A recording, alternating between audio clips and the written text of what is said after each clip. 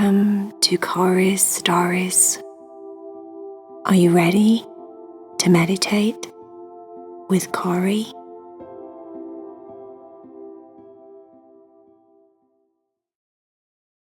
Hi friends, make sure that you subscribe and you like this video, and also press the bell because the bell will let you know when a new video comes out. If you love Heidi, Cherry and VAYA, make sure that you go to the link below and you join the Patreon group. Then you'll be part of the Cat Club and you'll get 3 exclusive stories every month for just $7 a month. I hope you enjoy the meditation. I love you. Bye.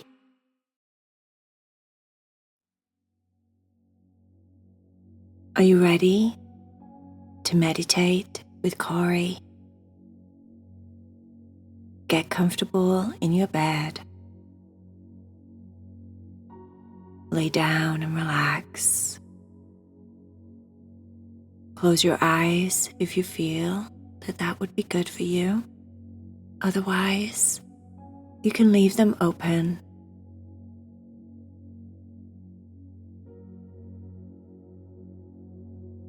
It was a Thursday. Stephany had been under the weather for a few days, so she hadn't been to school. She'd been resting and getting well. She felt practically 100% herself, but because it was Thursday and she wasn't in school, she decided maybe she would visit Moonbow Forest, find out what's going on there, to see all her unicorn friends and maybe have something nice to eat, go on adventures, who knows. She was super excited about just seeing Luna and all the other unicorns again, and being in that place that she loves so much. She went over to her dresser and sat on the chair. She looked at herself for a moment in the mirror.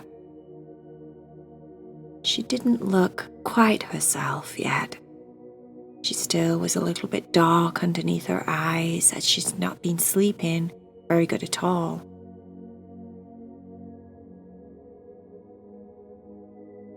Her face was a little bit pale and washed out. She needed some sun. She needed some friends. She needed good energy and high vibration, and she knew she would get that at Moonbow Forest. She opened a jewelry box and took out her magical earrings. Today, she wasn't going to wear the unicorn horn. She was just going to wear the earrings. She put the left one on first, and then she put the right one on. She wasn't so sure why. She had a funny feeling in her eyes and behind her eyes when she put the earrings on, but she did today. It was like the tingling that she normally gets all over her body was more intense behind her eyes. At first she thought, "Ooh, what's that?" But then, intuitively, she felt like the tingling was maybe healing her headache, just the final residue of the one that she'd had for the last few days. The tingling was especially strong around where her headache had been, and she thought maybe the magic was going to that part of her that felt as if it wasn't quite right, and it was doing its magic and making her well completely. That would be nice, she thought. She focused on tingling in other parts of her body. She felt it in her fingertips. She felt it in her toes. She felt the tingling and then the twitching and the itching as if she was going to sneeze, right there on the end of her nose. And then she saw the veil. She was sat at her dresser with her eyes closed, but she could see the familiar curtain that looked like a veil between two worlds there in front of her mind. She loved that veil, everything about it. She wondered in that moment what it would be like if one day she put the earrings on and it was no longer there. What if one day the earrings were just normal earrings that weren't magical anymore?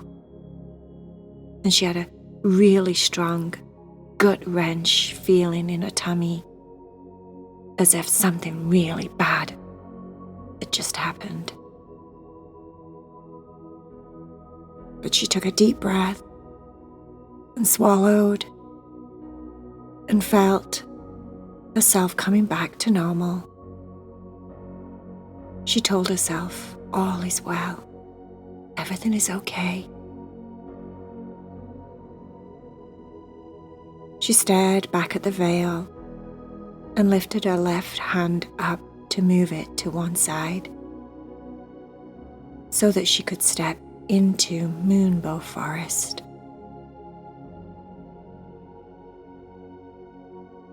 She felt the grass underneath her feet, spongy, prickly, and soft all at the same time. She looked up and noticed it was nighttime. She couldn't actually remember a time when she'd been to Moonbow Forest before when it was nighttime. Could she remember? Couldn't she remember? She wasn't sure, but she wasn't expecting it. She wasn't expecting the dark. When she looked up at the sky, the moon was big and full, and it was shining a bright silvery light down on the forest, there in front of her face. She saw the trees, the ones with the chocolate barks and the chocolate mint leaves. She could smell the mint. She wasn't anywhere near them. Chocolate mint was, it was so good. One of her bestest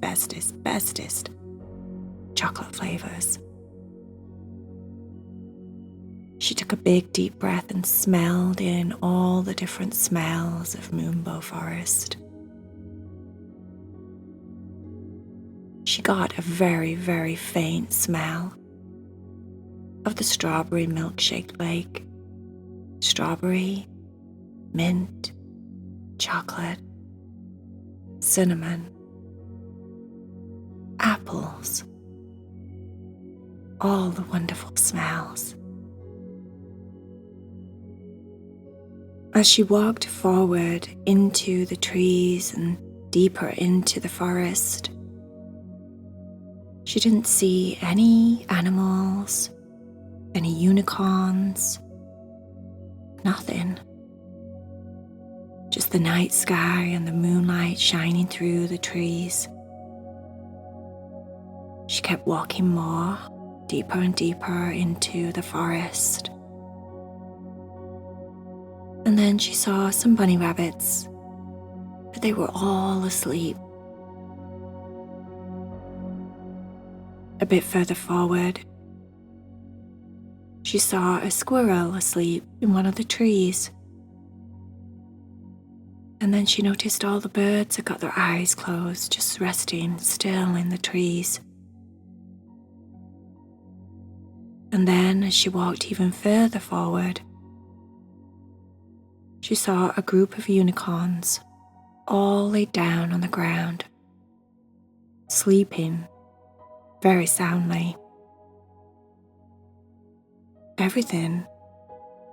Everyone was asleep. This is so weird, she thought. She trod carefully not to step on any branches and crack anything too loudly and wake everything up. But then at one point she stood on a branch and it cracked so loud she was sure everyone was going to wake up. They didn't. They didn't stir. They didn't move. Nothing. Stephany spotted Luna. She ran over to where she was and knelt down next to her on the ground. She was breathing. She looked happy enough, healthy enough. Stephany could tell she was just asleep. They were all just asleep. She stroked the center of Luna's head, just below her unicorn horn, and her eyes twitched a little bit. And then one of her eyes opened, barely, just the slightest amount. Nowhere near half open, definitely nowhere near fully open. Just a little crease, a little crack.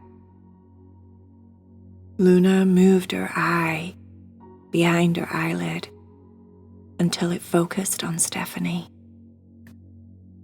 And she said very quietly, "Help us all. We need your help." And then her eye closed once again. Stephany tickled frantically around Luna's ears, and her eye opened gently once more. "What is it? What is it?" said Stephany. "What's going on? Are you okay? Is everyone okay?" With barely any sound coming out of Luna's mouth, she managed to say, "We can't wake up. The moon won't go away. It's been nighttime 4 days now. 4 days of sleep." And then she closed her eyes once again. "Oh no," thought Stephany. "What am I supposed to do? What can I do? I don't know what to do. Why won't the moon go away? What's going on?" Stephany thought, maybe I have to talk to the moon. How do I talk to the moon? I've never talked to the moon before. Can I even talk to the moon? Will the moon even listen to me? Then she had an idea. She thought about going to the top of Pizza Mountain. She thought maybe that was the highest point in Moonbow Forest. At the top of Pizza Mountain, she definitely must be closer to the moon than if she would be down here. She'll get to the top of Pizza Mountain and then she'll shout at the moon, "Hey, you, what's going on?" That was her plan. But then she thought, a mountain is still nowhere near as close to the moon as it looks. It's probably billions of light years away. How's it going to hear me? Oh my gosh, what am I going to do? Stephany started to get very, very upset. She didn't know what to do. She was panicking. And then she took a breath and another breath. And the third breath she took was very long and deep and very calming, and she managed to calm down a little bit. She took another big, deep breath. She told herself there was no point in panicking. There was no point in being scared and getting frantic, because she wouldn't be able to think if that's what she did. She needed to take a breath, to think a moment and calm down. She did that. She sat down next to Luna. She stroked her neck while she thought about what she needed to do. Then she remembered. She remembered the moondrop flowers and how the moondrop flowers at Moonbow Forest are connected to the moon. The flowers only come out when it's a full moon. They half come out when it's a half moon, and when it's a new moon and you can't see the moon, they stay asleep. All the moondrop flowers must be awake, she thought. She remembered that the moondrop flowers somehow are very closely connected to the moon. They follow the moon's cycle. And if they're closely connected to the moon, maybe they can tell her what's going on with the moon. The patch of moondrop flowers was at the far end of the forest. She got up and started running. She ran as fast as she could. She was out of breath halfway there, but she still kept running, running and running and running and running, as if everyone depended on her. And that's because they did. They needed Stephany to save them, to wake them up. 4 days of being asleep is a long time. They must be so hungry. After what felt like forever running through the forest, Stephany finally got to the moondrop flowers. She knelt down next to them. They were all wide open. They were white with big white petals. And in the center, they had a black face. They looked like daisies, but the center was black rather than yellow. She cupped one of them in her hand and said, "Hello, moondrop flower, can you help me?" In the center of the black face, 2 little eyes opened up, and then a smile followed. "Hello. Stephany, what you doing here?" said the flower. "Oh, thank goodness," said Stephany. "Why is everyone asleep? Why is the moon not going away? What's going on? Apparently the moon has been up for 4 days, full, shining down all over Moonbow Forest. No one can wake up. Everyone needs to wake up to eat. What do I do? What's going on?" The flower looked up at Stephany and said, "Oh my, has it been 4 days?" "Yes," said Stephany, quite frantic again. "Yes, it's been 4 days." "Oh," said the flower. "This hasn't happened in over 20 years. Not to worry, Stephany. I know what to do." Stephany looked down at the flower and said, "What do we do? What do we do?" The flower said, "You just pick me. Pick me, bring me up to your face, and you make a wish. And then you throw me up to the moon. That way I can go talk to her." "That's it?" said Stephany. "Yes, that's it," said the moondrop flower. Stephany reached down to the bottom of the flower, all the way into the green grass, and nipped the stem with her finger and her thumbnail. The stem broke, and she picked up the moondrop flower. She brought it up to her face. She intuitively felt like she should place it on her forehead, right between her eyes. And as she did that, she got that same strong tingling sensation as she did before she came through the curtain. She realized in that split moment that that's why she felt the tingle. It was as if something was waking up inside of her preparing her to be able to help the situation in some way, filling her with extra magic right there on her forehead where she'd had the headache for 4 days, where now she could feel the tingling sensation so strong. She focused on the sensation around her eyes and in the middle of her forehead. She put all of her intention into the flower. Go talk to the moon. Wake the moon. Tell the moon it's time to go to sleep. The sun needs to come up.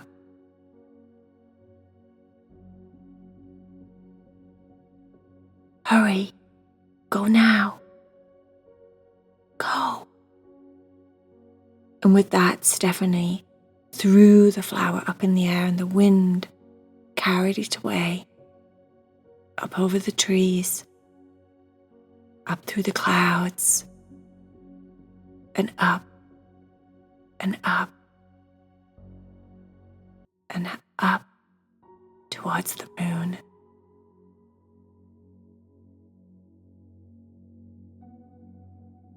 At first, nothing happened. It was like the moondrop flower just disappeared into the moon. Stephany thought, oh no, it didn't work. Oh no, now what do I do? She put her head down on her knees and cradled her arms around herself as if she was hugging herself down on the floor. Oh gosh, this is awful, she said out loud. But then, through the gaps in her body, she could feel as if there was light coming through. She could see the light through her eyelids, and her eyes were closed. And she opened her eyes quickly and lifted up her head quickly and looked around quickly. It was daylight. It worked. It worked. She stood up and jumped all over. It worked. It worked. It worked. She was so happy. She started to run through the forest, back towards Luna, back towards the bunny rabbits, back towards the birds and the squirrels and everything that she loved so much that was normally always awake. She ran as fast as she could. And when she got back,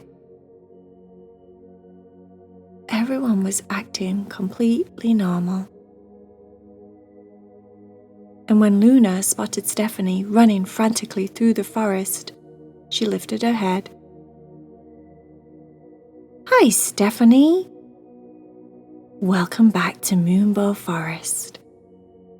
It's been a while. Stephany realized that Luna had got no recollection. No one had got any recollection of being asleep for 4 days. It was like some dream that they had, and now everything was back to normal. Everything was just the way it normally is. Stephany hugged Luna so tight round her neck. Oh, thank gosh, thank gosh, thank gosh. And she kissed her and kissed her and kissed her. Luna said, My, you've missed me. Are you hungry?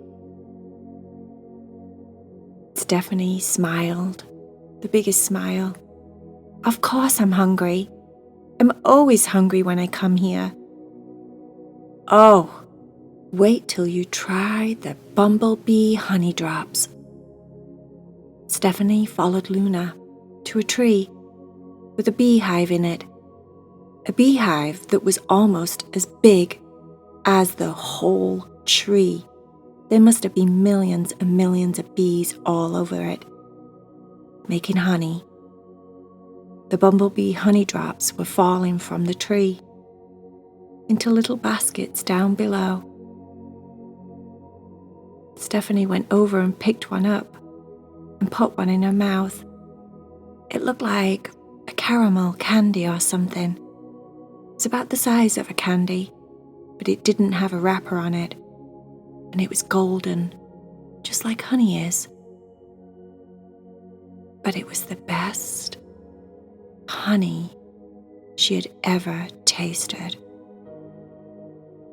At first it was hard, as if it had a shell around it, like the honey had crystallized or something.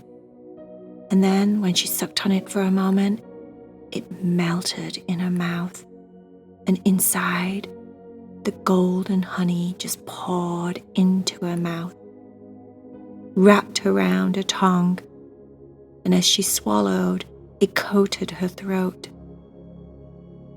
"Oh, these are so delicious," she said to Luna. Luna said, "Yes, I know. They are."